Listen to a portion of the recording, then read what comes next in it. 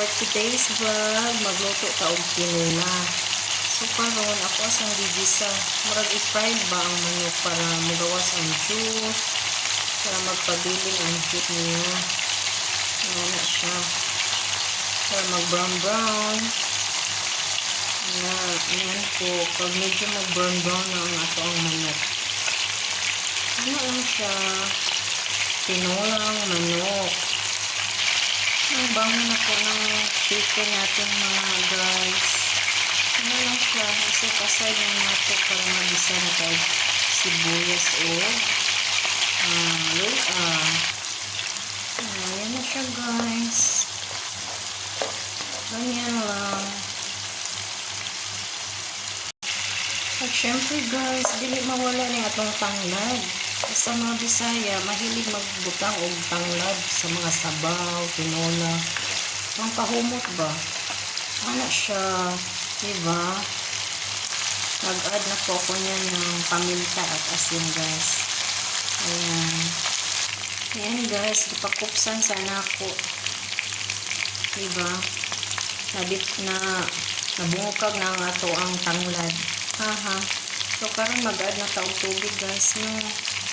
Ayan na nga po. Ayan na siya. Naglagay na tayo ng tubig. 1 galon na tubig. Para maghigop-higop taog sabaw.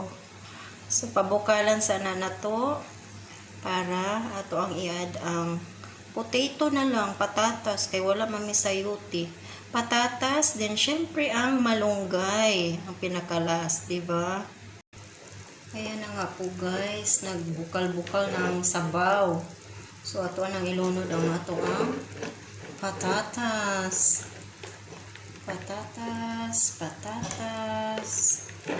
Patatas kayo dyan. Ayan. Ito lang ng palambuton ba? Para isunod na ang malunggay. Ayan na nga po guys. Ibutang na nato ang kamunggay, no. Ayan, pabukalan na lang sana to nagkadyot. Ayan na.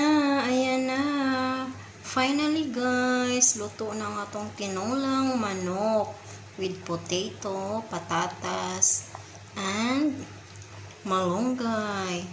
Thank you for watching guys and for your support. Let's eat na guys. See you on my next vlog. Bye bye.